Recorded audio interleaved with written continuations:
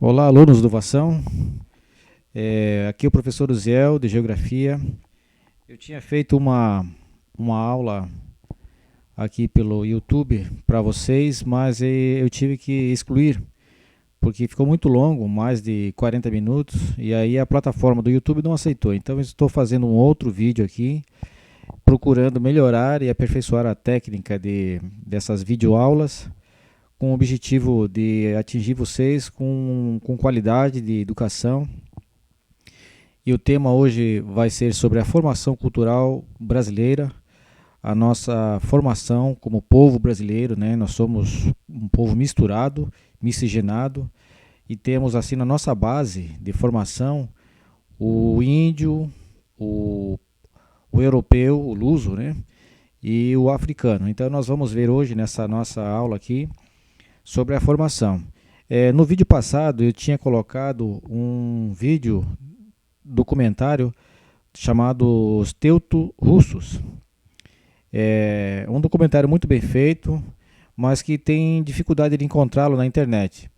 Eu vou deixar na escola para que vocês possam procurar lá e pode levar o seu pendrive e levar para sua casa para assistir. É muito interessante, é muito importante assistir, conhecer a trajetória de uma parte desses migrantes que vieram para o Brasil, desses imigrantes que vieram para o Brasil aqui mais recentemente, né? Os europeus, os russos, os alemães que chegaram em terras brasileiras e que passaram por muitas dificuldades lá na sua trajetória, desde a Rússia, que era czarista, né? Que era um império e passou a ser um país socialista, comunista, de Lenin, de Stalin, e eles fugiram de lá e vieram para o Brasil. É uma história fantástica. Eu recomendo que vocês procurem na Escola do Vação. Eu vou deixar esse vídeo com as coordenadoras da escola para que vocês assistam. Mas agora vamos ver então a nossa formação cultural brasileira. A formação cultural brasileira caracteriza-se pela miscigenagem racial e pela fusão da cultura europeia com as culturas dos indígenas nativos e dos negros africanos escravizados. Algumas manifestações dessa cultura miscigenada estão na alimentação, nos hábitos cotidianos, no vocabulário e no folclore. A história da formação territorial do Brasil, assim como o processo de colonização, teve como resultado a diversidade cultural, base da formação do povo brasileiro. Então, os indígenas que aqui estavam, quando os europeus chegaram, eles tinham as suas tradições culturais. E durante todo o processo, eles acabaram miscigenando, misturando. Uma parte dessa cultura indígena ainda permanece dentro da nossa rica povo brasileiro, né? Nessa riqueza que nós temos cultural. Então, quando os portugueses aqui chegaram no século XVI, encontraram um panorama étnico bem definido. Nações indígenas distribuídas por grande parte do território brasileiro, as quais viviam basicamente da coleta vegetal e animal. Eles conheciam técnicas de produção agrícola mecanizada. Então, esses povos, eles tinham a sua forma de viver aqui totalmente diferente do europeu.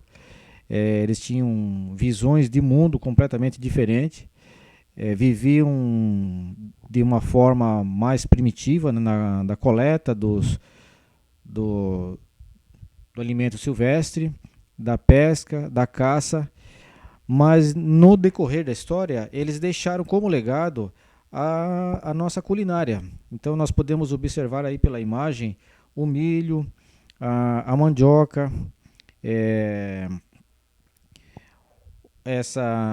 essas derivados da farinha, né, da farinha da mandioca e tudo que é possível fazer com ela, que é o biju, né? Então esses povos que aqui estavam, eles foram sendo integrados à formação do povo brasileiro. Então surge aí essa grande nação, uma nação mais rica da terra. E quando a gente estuda a nossa composição étnica dentro da grandeza do território brasileiro, a gente sente orgulho de ser brasileiro, né? Nós somos um país riquíssimo e conhecer essa realidade faz com que a gente se sinta feliz em ser brasileiro, feliz em nascer nessa terra tão rica, tão abençoada, né? De diferentes culturas, mostrar para o mundo que é possível sim viver em forma harmoniosa com vários povos, com várias etnias, um povo miscigenado. Nós temos dentro do Brasil, então, essa grande contribuição dos povos indígenas que aqui chegaram. E com o decorrer do tempo, os europeus viram que era possível trazer a mão de obra escrava africana para dentro do território brasileiro para ser utilizado principalmente, a princípio, né, no ciclo da cana-de-açúcar. E esses negros eles eram comprados no litoral africano, no continente africano, por tribos que ali estavam, que iam no interior do território africano, caçavam e traziam para ser vendido. A escravidão, ela geralmente as pessoas imaginam que foram os portugueses que deram início, e não é. A escravidão ele é um mal da humanidade, né? Desde sempre, sempre teve escravidão. E esses negros, eles eram capturados pelos outros negros, então era uma cultura milenar que eles tinham de escravizar. E os portugueses, espanhóis, ingleses, eles viram nisso uma oportunidade de se beneficiar. E aí entra então a história da escravidão dos negros, que lamentavelmente eram escravos, mas que deixaram também um legado para o povo brasileiro, que a introdução do negro africano no Brasil foi estimulada pelo lucro proporcionado pelo tráfico negreiro e pelo interesse das oligarquias agrárias da mão de obra escrava. Muitos instrumentos musicais hoje comuns no Brasil, como a flauta africana, o tambor, o marimbá, o atabaque, o berimbau e a cuíca, foram trazidos pelos negros escravizados. A musicalidade africana está bastante presente no Brasil, manifestando-se, por exemplo, nos ritmos como o samba, nas danças, como o cateretê e o jangô. Então vejam que os africanos eles contribuíram muito também com a cultura que veio lá do outro lado do Atlântico para dentro do território brasileiro.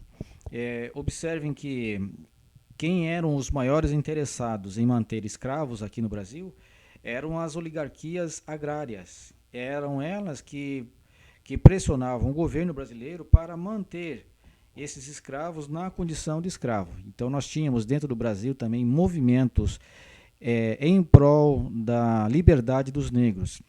E nós temos então em 1888 a Lei Áurea, que foi assinada pela Princesa Isabel. Observe que em 1889 o Brasil ele deixa de ser monarquia e passa a ser república. E o motivo, muito claro, é exatamente por causa dessa lei de liberdade aos escravos que estavam aqui no Brasil. Então nós tivemos essa grande contribuição da cultura africana, tanto nos instrumentos como na dança, que vieram contribuir muito, né? A musicalidade brasileira ela é riquíssima, ela é internacional, né? Nós temos aí estilos musicais que rodam o mundo para mostrar que nós temos aqui uma grande riqueza cultural musical. E também na culinária, né? Os africanos trouxeram para cá os seus hábitos alimentares, né? E acho que o mais conhecido de todos aí é o feijão preto lá com a carne de porco, né? A feijoada, a tradicional feijoada brasileira, que surgiu aqui dentro, né? Aí nós temos na Bahia, acho que é o local em que a gente tem mais facilidade de encontrar essa culinária africana, né? E lá tem as feiras que são maravilhosas, e quem já teve oportunidade de conhecer, Feira de Santana, na Bahia, temos lá então essa amostra dessa nossa riqueza cultural, alimentar, proveniente dos africanos. Que eu acho que pelas imagens você já deve estar com água na boca de ver isso aí, né? Então aí nós temos depois, mais recentemente, a cultura dos imigrantes. A partir de 1880, o Brasil recebeu milhares de imigrantes europeus vindo principalmente para trabalhar na lavoura cafeeira. Esses imigrantes contribuíram decisivamente para a formação econômica e cultural do país. Entre os europeus, não portugueses que vieram para o Brasil. Destacaram-se os suíços em 1819, que se fixaram na província do Rio de Janeiro, os alemães em 1824, que se instalaram sobretudo na região do Rio Grande do Sul e Santa Catarina, os eslavos, oriundos da Ucrânia e da Polônia, a partir de 1869, que se estabeleceram no Paraná. Os espanhóis, que chegaram na década de 1880 e concentraram-se na província de São Paulo. E os italianos, em 1870, que em sua maioria fixaram-se na província de São Paulo. Então observem que esses imigrantes que chegam no Brasil mais recentemente, aí, a partir de 1880, eles vão se fixar na região sudeste do Brasil. Mas o que acontecia na região sudeste? No sudeste nós tínhamos o ciclo do café. Esse ciclo do café, ele necessitava de mão de obra. E então ele vai na Europa procurar, dentro do continente europeu, essa mão de obra para trabalhar na lavoura de café. E eles vieram em grande quantidade para cá, ajudando ainda mais na nossa formação cultural. Vieram em grandes números, né? Muitos deles por questões sociais na Europa. A Europa tinha várias crises lá de guerras e conflitos de terra. Nós tivemos a Primeira Guerra Mundial na Europa, a Segunda Guerra Mundial na Europa. Então esse cenário, ele expulsava as pessoas do seu habitat, né, e vieram para o Brasil. E aqui eles vieram e se estabeleceram e ajudaram muito, principalmente na agricultura. Eles já tinham conhecimento, por exemplo, da uva, do plantio do trigo, do arroz e do feijão. Então toda essa região sul do Brasil, que recebeu esses imigrantes, fizeram com que o Brasil se tornasse um verdadeiro celeiro de alimento, né? Nós somos um país muito abençoado, e porque nós temos muito alimento aqui no Brasil. Só para que vocês possam ter ideia, do Brasil saem 4 navios carregados de alimento para a China todos os dias. Nós alimentamos o mundo.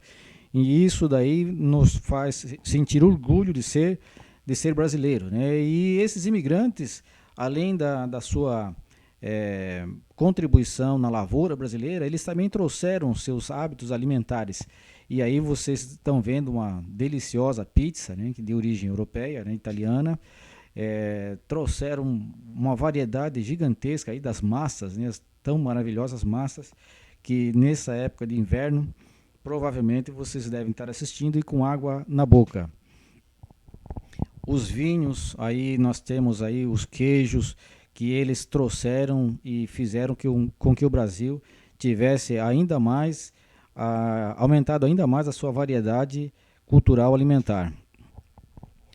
Então, aí é isso daí. Nós temos aí um quadro famoso, né? Mostrando lá no fundo a indústria e a composição étnica brasileira, com vários rostos aí de diferentes partes do mundo.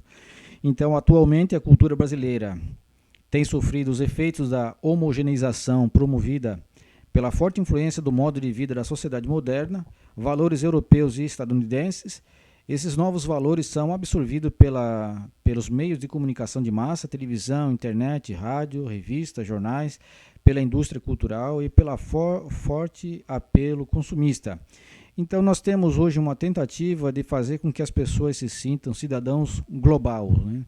Embora isso seja verdade, mas nós devemos valorizar a nossa terra, né? Valorizar o nosso povo, a nossa língua, as nossas tradições, que nós somos um povo abençoado, um povo pacífico, um povo trabalhador, né? Que surgiu, que se fez essa grande nação. E este era o assunto que eu tinha para passar para vocês. Eu espero que eu tenha conseguido atingir o objetivo, que era mostrar essa nossa miscigenação, agradecer a sua atenção. Procure passar para os seus amigos, aí, para os colegas de sala de aula que assistam o vídeo, comentem sobre ele, podem fazer pergunta lá no WhatsApp para o professor Uziel.